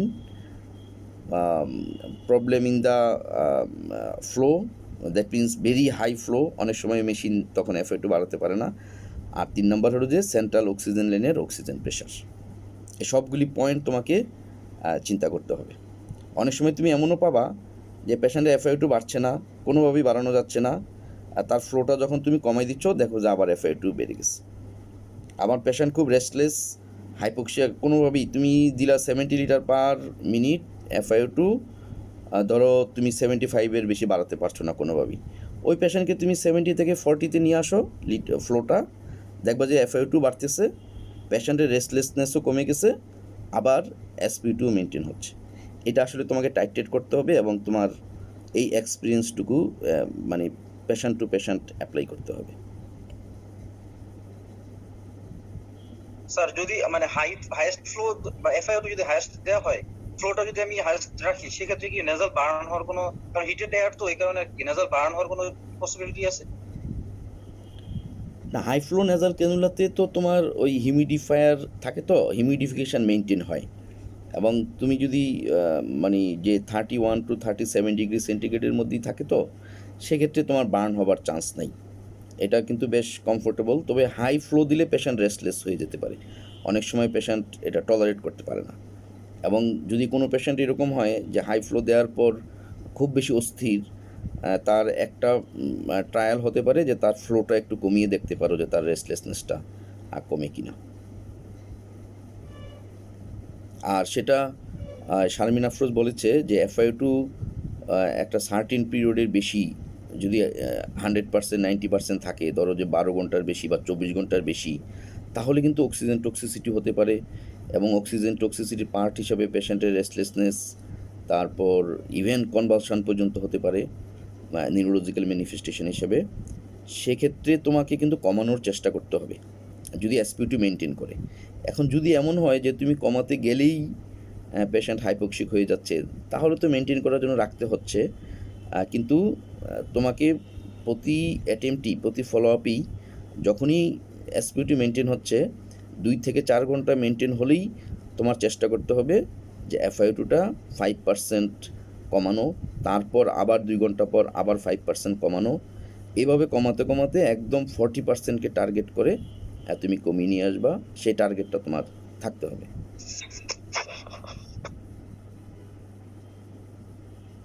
thank you sir. হ্যাঁ, আর কার কোনো প্রশ্ন? হ্যাঁ, কোভিড ওয়ার্ডে স্যার, ওই যে কোভিড ওয়ার্ডে হাইপোনাজাল কালার দেখলাম, ওই কয়েকটা মেশিন টাইপ আছে, তার মধ্যে একটাই স্যার ওই যে সেটিং এর সময় FiO2 অপশনটাই পেলাম না, আর কয়েকটা মেশিনে ছিল স্যার। ওইটা কি জন্য স্যার? অর্থাৎ আমি যে ফ্লো ঠিক করলে ওটা কি অটোমেটিক ঠিক হয়ে যাবে? FiO2টা অক্সিজেন কনসেন্ট্রেশন নামে কোথাও কোথাও লেখা থাকে, ম্যাক্সিমাম ক্ষেত্রেই অক্সিজেন কনসেন্ট্রেশন যেটা, সেটাই তোমার। ওইটা হলো কি স্যার, সেট করার পরে দেখলাম যখন পাচ্ছি অক্সিজেন তখন ডিসপ্লেতে শো করতেছে, কিন্তু আমি স্যার যখন সেটিং এ গিয়ে চেঞ্জ করব তখন ওই অপশনে আসতেছে জাস্ট ওই চারটা, ওই যে অ্যাডাল্ট মোড নাকি চাইল্ড, আর হচ্ছে হলো ফ্লো, হিউমিডিটি, আর হচ্ছে হলো স্যার ফ্লো। কিন্তু ওইখানে ওই FiO2 বা অক্সিজেন কনসেন্ট্রেশন ওইটা শো করতেছে শুধু ডিসপ্লেতে, সেটিং এর সময় ওটা হাত দেওয়া যাচ্ছে না। মানে সেটিং মানে যে ম্যানুয়াল বাটন দিয়ে সেটিংয়ে গিয়ে সেখানে তুমি পাচ্ছ না, তাই না? স্যার আমি যে টাইট্রেশন করব বা ফার্স্ট সেট করব, সেক্ষেত্রে আমি FiO2 বা অক্সিজেন কনসেন্ট্রেশন ওটা দেখছি না, কিন্তু বাকি প্যারামিটারগুলো ঠিক করলে ওই ডিসপ্লেতে শো করতেছে তখন অক্সিজেন কনসেন্ট্রেশন 60 বা 70% ওরকম আর কি। এটাতে কিন্তু ওইটা তুমি আমার নিয়ন্ত্রণ নাই। মানে সেটা তুমি বাড়াতে কমাতে পারছো না, ফ্লোর উপর চেঞ্জ হয়ে যাচ্ছে এরকম। আচ্ছা, এটা কোন ব্র্যান্ডের আমাকে একটু জানাও তো, ঠিক আছে? ওটা একটু দেখতে হবে তাহলে। হ্যাঁ, ওই হাইফ্লো নেজাল ক্যানুলা ডিভাইসটা, মেশিনটা কোন কোম্পানির বা কোন ব্র্যান্ডের, এটা একটু আমাকে জানাও, ঠিক আছে? আচ্ছা, জি স্যার।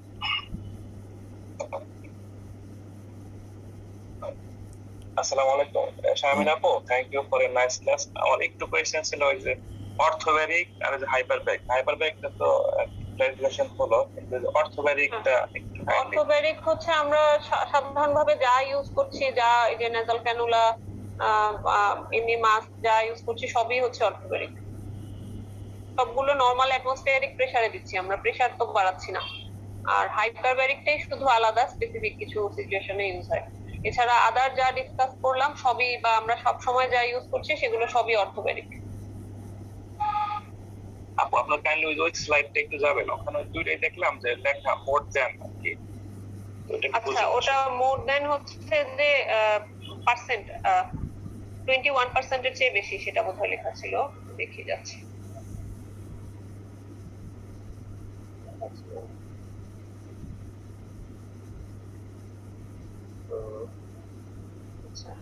আগে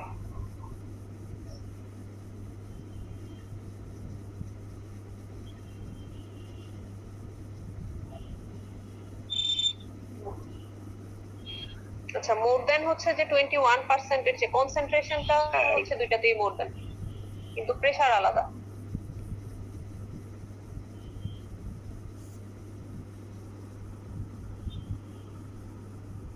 আসসালামু আলাইকুম। হ্যাঁ, প্রশ্ন করো। For your nice presentation. আসসালাম। যেটা আমরা তো ধরেন আগে জানতাম বা স্যারও আমাদের বললো যে আমরা যখন 5 লিটার পর্যন্ত দিই তখন নেজাল ক্যানুলাই দিই, 5 to 10 আমরা নরমাল মাস্কে দিই, সিম্পল মাস্ক যেটা, আর এরপর আমরা হাইপো নেজাল থেকে দিই আমরা রিপেজার মাস্ক, আর 15 লিটারের উপরে দিই হাইপো নেজাল ক্যানুলা।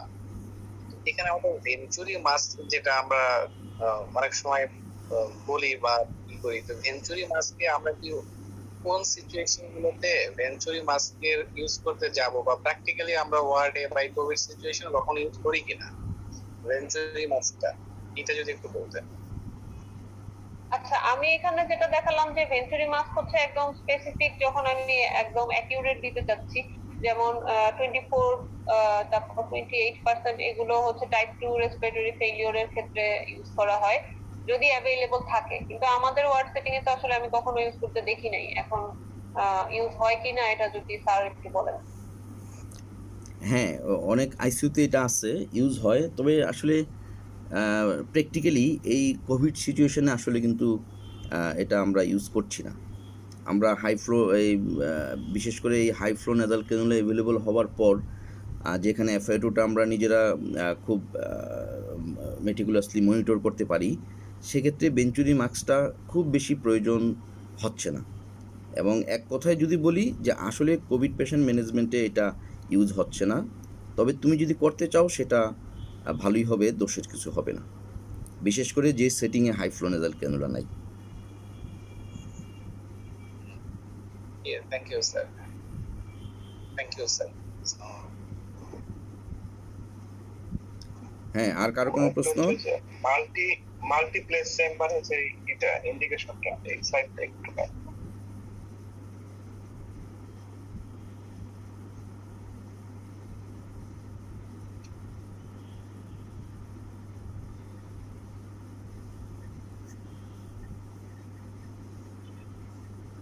মাল্টিপ্লেস চেম্বারের আমি আলাদা কোনো ইন্ডিকেশন দেখাইনি, কোনটা কাকে বলে। মাল্টিপ্লেস মানে, হ্যাঁ মাল্টিপ্লেস মানে হাইপারবারিক অক্সিজেন থেরাপি। হ্যাঁ হ্যাঁ, এটা হচ্ছে carbon monoxide poisoning, cyanide poisoning. আচ্ছা আচ্ছা, ইউজ না। আচ্ছা, মাল্টিপ্লেস হচ্ছে যখন একজনের বেশি পেশেন্টকে রাখা যাচ্ছে আর মোনো হচ্ছে একজন পেশেন্ট থাকবে।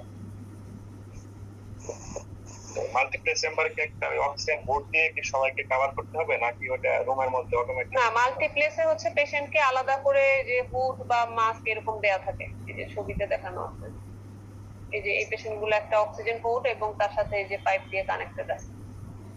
আর মোনো প্লেস গুলোতে একদম ফুল চেম্বারে একজন পেশেন্টই থাকে এবং সেটা ফুল চেম্বারে ইয়ে করা হয়। আমাদের আরেকটা ওই যে PO2 আর ওই যে SPO2 যে কনভার্সন যে লিস্টটা দেখা যায়, ওটা কি আমাদের মুখস্থ রাখতে হবে সবসময়? না, এটা মুখস্থ তো আসলে ওভাবে রাখা সম্ভব না। এমনিতে তো এটা কিছু যে একটা যেটা বললাম যে 60 যখন পাচ্ছি, পার্শিয়াল প্রেসার অক্সিজেন যখন 60 পাচ্ছি সেটা 90, হ্যাঁ এরকম কিছু। তারপরে যে আমি ক্লাসে গ্রেডিংটা দেখালাম, গ্রেডিং এর মধ্যে যে 75 এর যখন নিচে যাচ্ছে তখন সেটা একদম সিভিয়ার। তো ওরকম কিছু কয়েকটা পয়েন্ট মনে রাখা যেতে পারে, কিন্তু ফুল চার্ট তো আসলে মুখস্থ রাখাটা সম্ভব না ওভাবে। শারমিন, আসসালামু আলাইকুম। ওয়ালাইকুম সালাম। ভাইয়া ইমরান যে প্রশ্নটা করলো না, আচ্ছা এটা একটু সহজে মনে রাখার একটা ইয়ে আছে। যখন SPO2 মানে 100 থেকে 90 পর্যন্ত যদি থাকে, ওই সময় প্রতি 1% এর জন্য পার্শিয়াল প্রেসার কমবে হচ্ছে 4। এভাবে আপনি হিসাব করে দেখেন, যখন 90 হবে তখন হয়ে যাবে 60 মিলিমিটার অফ মার্কারি। আর 90 এর পর থেকে 80 পর্যন্ত ওখানে প্রতি 1% এর জন্য কমবে হচ্ছে 1.5। আচ্ছা, মানে মেজারমেন্ট করার একটা সুবিধা। হ্যাঁ, তখন 80 তে যখন যাবে তখন হয়ে যাবে 45। আবার 80 নিচে 70 নিচে যখন নামবে তখন হচ্ছে প্রতি 1% এর জন্য হচ্ছে 2। আচ্ছা, তো এটা সহজে মানে মিলায় দেখেন, ওই চার্টের সাথে মিলে যায় আর কি। ইমরান এইভাবে আচ্ছা, ঠিক সহজে আছে। মনে রাখ Thank মানে you, একটু ভাইয়া। বের করা যায় আর কি। তাহলে হ্যাঁ। প্রথম দশকে 4, তারপর তারপর হচ্ছে 1.5, তারপরে 2। 2।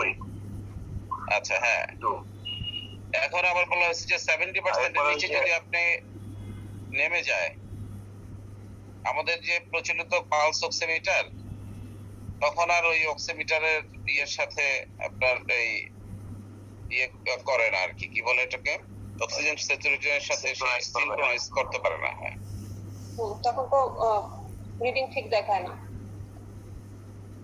আমরা এখানে তাহলে যে 3টা রিডিং বললাম, হচ্ছে হলো 4, 1.5, 2, তাহলে হচ্ছে 90, 80, 70, 70 কত দেখাবে তো?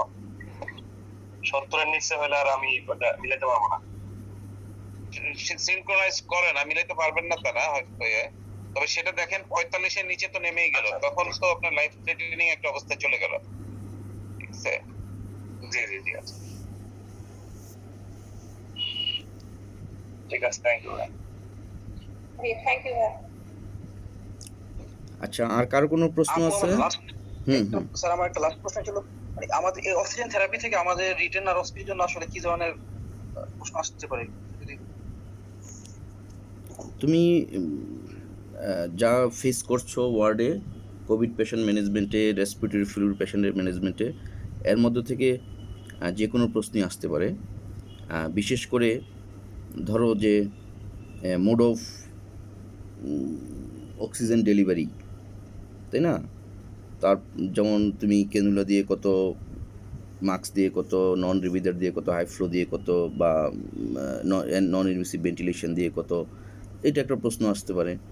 তারপর management of hypoxia by non invasive ventilation, এর উপর একটা শর্ট নোট আসতে পারে।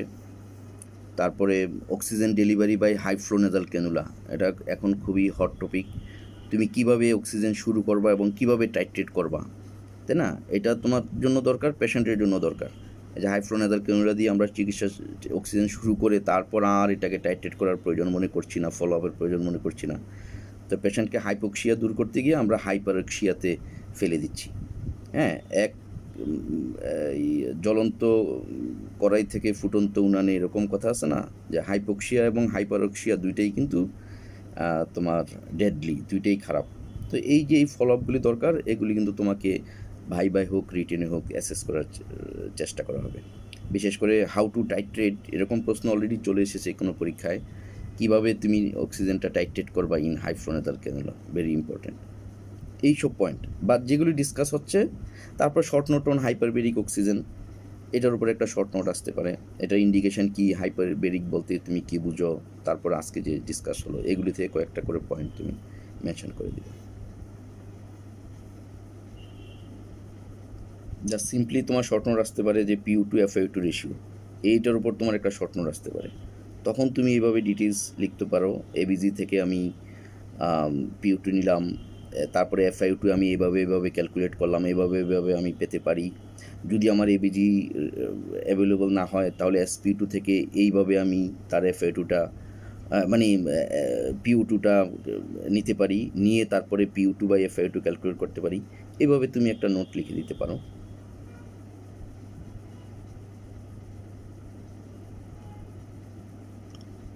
আচ্ছা, আর কারো কোনো প্রশ্ন?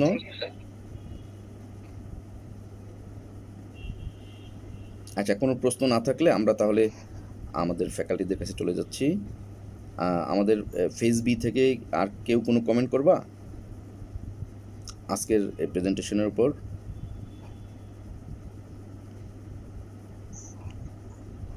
বা FCPS থার্ড পার্ট কোনো কমেন্ট? আচ্ছা, কোনো কমেন্ট না থাকলে আমরা তাহলে আমাদের ফ্যাকাল্টি স্যারদের কাছে চলে যাব। আসসালামু আলাইকুম স্যার। হ্যাঁ স্যার, সুপার স্কোরে রেসপিরেটরি সিস্টেম আমরা যখন ইভালুয়েশন করি স্যার, ওখানে PaO2 এন্ড FiO2 ওখানে বলা হয়েছে যে 400 মিলিমিটার মার্কার কম হলে ওখানে স্কোর 1 ধরা হচ্ছে স্যার। এখানে এই স্কোর 1টা এখানে ইম্পর্টেন্স কি স্যার? হ্যাঁ, শারমিন আফরোজ, তুমি বলো, আনসার দাও। আচ্ছা, নরমালি তো 400-500 এটা তো নরমাল ধরা হয়। এখন 400-র নিচে যদি 1 থাকে তাহলে সেটা মানে মানে কি বলবো 300 এর নিচে গেলে হাইপোক্সিয়া ধরা হয়, তার আগের স্টেজ। এখন ফোকাস করে কিছু জিনিস তো একটু আর্লি থেকেই দেখছিলাম যে মানে স্কোরিং ছিল, তাহলে হয়তো বা প্রি স্টেজ থেকে ধরতেছে কিনা এটা এক্সাক্ট আসলে ঠিক আমার জানা নাই। স্যার ম্যাডামরা যদি বলেন। হ্যাঁ, লেস দেন 300 হলে তো এআরডিএস, তার মানে এই নয় মানে যে এআরডিএস কিন্তু মানে হাইপোক্সিয়া শুরুই 300 থেকে তা না কিন্তু। না সেটা না। হ্যাঁ 500 400 এটা তো 400 আর 500 তো নরমাল যেটা জানি। হ্যাঁ, তাহলে যখনই আর 400 এখন নিচে তো হয়, হচ্ছে এআরডিএস ছাড়াও হাইপোক্সিমিয়ার ডেফিনিশন মানে হিসেবে গ্রেডিং হিসেবেও বিশেষ করে কোভিড এর পরে হয়তো এই স্কোরিংটাকে ইউজ করছে, তো সেখানেও 300 এর নিচেই হাইপোক্সিমিয়া বলছে। না 300 এর নিচে তোমার মানে অ্যালার্মিং হাইপোক্সিয়া আর কি, সিগনিফিক্যান্ট হাইপোক্সিয়া ধরছি, কিন্তু যখন 400 এর নিচে চলে যাচ্ছে তখনই আমরা এটাকে আর মানে নর্মাল ভাবছি না। আমি he is on impending severe COVID অথবা ইমপেন্ডিং এআরডিএস, সেটা আমরা বা ইমপেন্ডিং সিভিয়ার সেপসিস বা ইমপেন্ডিং অর্গান ফেলিউর মানে রেসপিরেটরি ফেলিউর, সেটা আমরা তখন ধরে নেব। আগে থেকে তুমি যেটা বললা সেটাই, যে আগে থেকে আমি অ্যালার্ট সেটাই হয়ে গেলাম। জানতাম, কিন্তু এখন হচ্ছে কিছু লিটারেচারে দেখলাম যে হাইপোক্সিয়া শুরুই বলতেছে যে 300 এর নিচে, কিন্তু আগে তো শুধু এআরডিএস এর জন্য ওই গ্রেডিংটা ইউজ হয় জানতাম। এআরডিএস তো একটা সিভিয়ার মানে সেজন্য হাইপোক্সিয়া মানে কি, এটার আগে একটা জিনিস উজ্জ্বল থাকছে হয়তো, সিগনিফিক্যান্ট হাইপোক্সিয়া। সেই সিগনিফিক্যান্ট 300 এর নিচে চলে গেলে, কিন্তু 350 যখন থাকে তাকেও আমি নর্মাল বলতে পারবো না।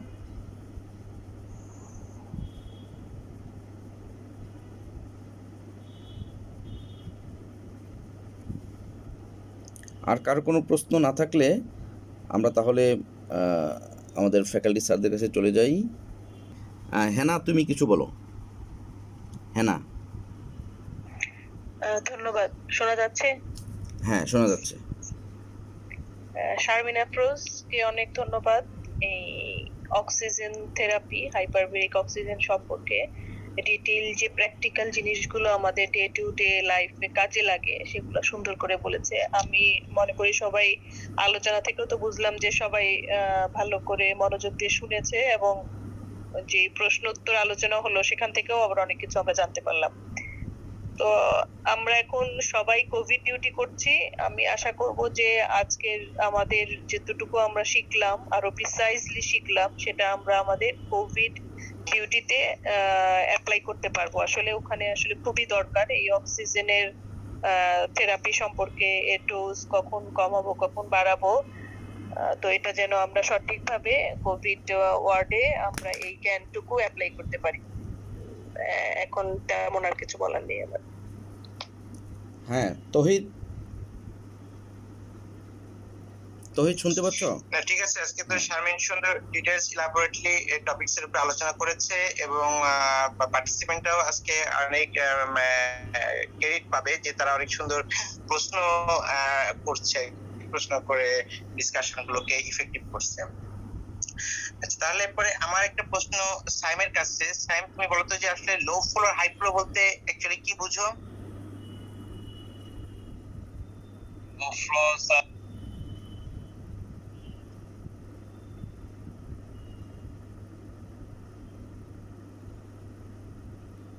হ্যাঁ, শুনতে পাচ্ছ?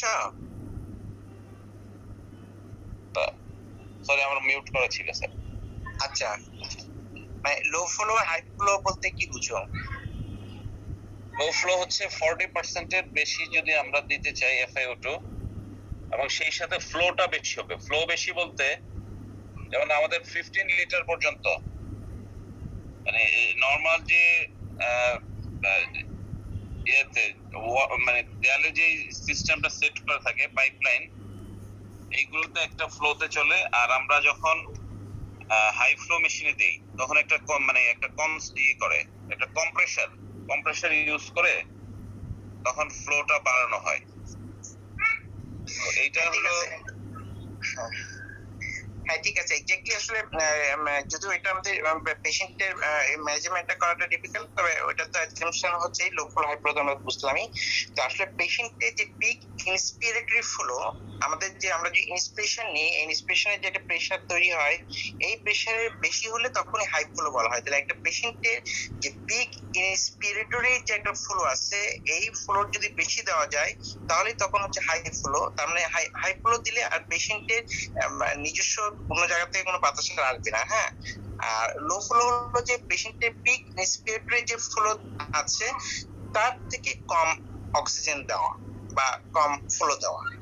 তাহলে একটা পেশেন্টের পিক ইন্সপিরেটরি ফ্লো বেশি হলে এটা হাই ফ্লো হবে, আর পেশেন্টের পিক ইন্সপিরেটরি ফ্লো কম হলে এটা লো ফ্লো হবে। এটা হলো যে বেসিক মেকানিজম। তারপরে হচ্ছে যে প্রসিডিউর বিভিন্ন ভাবে দেওয়া হচ্ছে কম্প্রেশনের মাধ্যমে, সেটা আলাদা। হ্যাঁ, তো আমরা আসলে এই যেভাবে আজকে প্রত্যেকে প্র্যাকটিসে মনে রাখবো যে অক্সিজেন, যেহেতু সামিন বললো এটি ওয়ান অফ দ্য ড্রাগ, সুতরাং ড্রাগের ইন্ডিকেশন গুলো অ্যাপ্রোপ্রিয়েট ইন্ডিকেশনে ব্যবহার করতে হবে, কন্ট্রাইন্ডিকেশন গুলো জানতে হবে, 2 নম্বর হচ্ছে যে সাইড ইফেক্ট গুলো জানতে হবে, এবং মোড অফ ডেলিভারি, কিভাবে আমরা ডেলিভারি করবো এই অক্সিজেনটা সেটা সম্পর্কে জানতে হবে। আর এই ডেলিভারির মধ্যে আমরা যে একটা হাইপোক্সিমিয়া কারেকশন করার জন্য কি কি স্টেপ অবলম্বন করব, কখন আমরা নেজাল পং দিব, কখন আমরা ফেস মাস্ক দিব, কখন আমরা নন ব্রিথের মাস্ক ব্যবহার করব, কখন আমরা হাই ফ্লোতে চলে যাব, কখন আমরা নন ইনভেসিভ ভেন্টিলেশন আর ইভেন ইনভেসিভ ভেন্টিলেশনে যাব। এই তাহলে স্টেপ বাই স্টেপ গুলো আমাদেরকে পেশেন্টকে অ্যাপ্রোপ্রিয়েট সিচুয়েশন অনুযায়ী ইউজ করতে হবে। এগুলো মনে রাখতে হবে, যেটা হাইপোক্সিমিয়া কারেকশন করার জন্য আমাদের এই ডিফারেন্ট স্টেপ গুলো ইউজ করব। আর এই ডিফারেন্ট স্টেপ গুলো ইউজ করার সময় পেশেন্টের জেনারেল কন্ডিশন, যেমন পেশেন্ট কনসিয়াস আর আনকনসিয়াস, সেগুলো আমাদেরকে ইভালুয়েশন রাখতে হবে। পেশেন্টের অলরেডি অ্যাসোসিয়েটেড হাইপারক্যাপনিক রেসপিরেটরি ফেলিউর আছে কিনা বা হাইপারক্যাপনিয়া হওয়ার চান্স আছে কিনা, সেটাও আমাদেরকে মাথায় থাকতে হবে। তাহলে এই কিছু জিনিসগুলো আমাদেরকে খেয়াল করতে হবে। হ্যাঁ, ধন্যবাদ শারমিন, তোমাকে আবারও যে অনেক সুন্দরভাবে প্রেজেন্ট করার জন্য। হ্যাঁ, থ্যাংক ইউ তহিদ। আচ্ছা, যে প্রশ্নটা করলা যে সোফাই স্কোর লেস দেন 400 হলে কেন আমরা এটাকে অ্যাবনর্মাল ধরছি বা 1 বলছি, গ্রেড 1 বলছি, তো তোমার প্রতি প্রশ্ন, মনে করো একজন পেশেন্টের 60 millimetre mercury PO2 in room air 60, তার এই PO2 বাই FiO2 কত?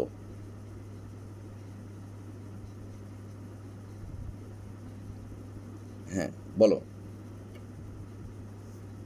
স্যার কত বললাম স্যার? 60 মিলিমিটার মার্কারি বা রেসপিরেটরি ফেলিউরের at on the verge of respiratory failure, 59 হলেই তো রেসপিরেটরি ফেলিউর বলবো। রুম এয়ারে, হ্যাঁ স্যার 0.20 আমরা এটা যদি 60 কে ভাগ করি তাহলে হচ্ছে স্যার করো 600 300 কত? 300 আসবে স্যার। 300 আসতেছে। তাহলে তুমি দেখো, আমি কি 60 মিলিমিটার মার্কারিতে ফল করা পর্যন্ত অপেক্ষা করব পেশেন্ট যে হাইপোক্সিয়াতে যাচ্ছে বা পেশেন্টের অক্সিজেন যে অ্যাবনর্মাল সেটা বলার জন্য, তাই না? ফ্রম আজকে আচ্ছা, ধরো যে একটা পেশেন্টের 75, তার কত হবে রুম এয়ারে 75 মিলিমিটার মার্কারি হলে? স্যার 75 হলে 350। হ্যাঁ, উপরে 75 আর নিচে 0.2, কত? 350। তাহলে 75 আজকে আমাদের এই যে মাইল্ড হাইপোক্সিয়ার যে গ্রেডিং, সেক্ষেত্রে কি হচ্ছে 80 নিচে হলেই তো ওই লিস্টটা একটু দেখাও তো, ওই চারটা হাইপোক্সিয়ার গ্রেডিংটা। আচ্ছা, এইখানেই তো, হ্যাঁ এইখানেই ছিল। আচ্ছা, তো এই যে দেখো যে হাইপোক্সিয়া কিন্তু আমি লেস দেন 80তেই বলতেছি। তো কারো যদি 80 হয়, 80 হলে 80 উপরে আর নিচে 0.2, তাহলে কত আসে? 400 আসে না? 400 আসে। তাহলে এটার সঙ্গে তো মিলে যাচ্ছে, তুমি 400 হলেই তো তাকে তুমি হাইপোক্সিয়া বলতে পারতেছো। যখন 300 হচ্ছে তখন হলো যে 60তে চলে গেছে যখন। তাহলে এইভাবে তুমি যদি এই দুইটার সঙ্গে কম্পেয়ার করো, তাহলে দেখো যে রেশিও লেস দেন 400 যাওয়া মানে কিন্তু আলটিমেটলি সে লেস দেন 80তে চলে গেছে। যখন লেস দেন 80তে চলে গেছে তখন কিন্তু আমরা তাকে আলটিমেটলি হাইপোক্সিয়া বলছি বা বলতে পারছি। আচ্ছা, যাই হোক, আমরা প্রফেসর মহিউদ্দিন স্যারের কাছে যাওয়ার আগে আমি জাস্ট একটা পয়েন্ট বলি যে তোমরা ওয়ার্ডে দেখবে অনেক সময় পেশেন্ট জাস্ট তাকে টাইট্রেট করে করে FiO2 40%, ফ্লো 40%, ওই অবস্থায় দেওয়া হচ্ছে, মানে হাইফ্লোনেজাল ক্যানুলা দিনের ঘন্টার পর ঘন্টা বা দিনের পর দিন দেওয়া হচ্ছে। ওইটা কিন্তু তোমার একটা মেশিনের মিসইউজ। আমরা দেখো, আমরা জাস্ট যদি একটু রিভিউ করি যে পেশেন্টকে আমরা একটা হাই FiO2 দিয়ে শুরু করলাম এবং ফ্লোটা 2 থেকে 4 ঘন্টা পর পর 5 লিটার করে করে বাড়ালাম। আস্তে আস্তে বাড়াতে হবে, দাম করে 70 লিটারে করে দিলাম তা না, কিন্তু বাড়িয়ে আমার যখন SpO2টা মেনটেন হচ্ছে, তখন আমি আবার প্রথমে FiO2-র দিকে আমি নজর দিব। FiO2টা আমি কমাতে থাকবো, ওই গ্রাজুয়ালি 5% করে 2-4 ঘন্টা পর পর কমাতে কমাতে 40-এ নিয়ে আসবো। 40-এ FiO2টা রেখে আর আমরা আপাতত কমাবো না, তারপর আমি ফ্লোটা কমানো শুরু করব। ফ্লোটাও এরকম 5 লিটার করে কমাতে থাকবো। আগেরবার কমিয়েছি 5% করে FiO2, এখন আমরা কমাচ্ছি 5 লিটার করে, 5 লিটার পার মিনিট করে ফ্লো, কমিয়ে কমিয়ে আবার 40-এ নিয়ে আসবো। যখন পেশেন্ট 40% FiO2 এবং 40 লিটার পার মিনিট ফ্লোতে মেনটেন করছে তার SpO2, তখন আমরা কিন্তু সরাসরি নন রিবিদার মাস্কে চলে যেতে পারি, আর এখানে টাইট্রেশন করার প্রয়োজন নেই। আর তারপর তুমি যদি টাইট্রেট করে দেখো যে 30 লিটার পার মিনিট এবং 30%-এ কন্ট্রোল হচ্ছে, ইভেন নন রিবিদারও দরকার নেই, তুমি একদম প্লেন অক্সিজেন মাস্কে চলে যেতে পারো।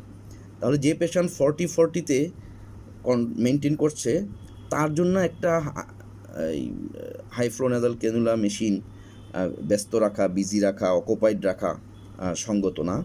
এই মেশিনটা মেশিনকে তুমি বিশ্রাম দিবা অথবা অন্য পেশেন্টকে তুমি ইউজ করতে দিবা, এবং তাকে তুমি ডাইরেক্টলি নন রিবিদার মাস্কে যাবা। নন রিবিদার মাস্কে যাওয়ার পর সেখান থেকেও 15 লিটার থেকে 14 পর 13, 12 এরকম করে করে কমিয়ে কমিয়ে আস্তে আস্তে টাইট্রেট করবা।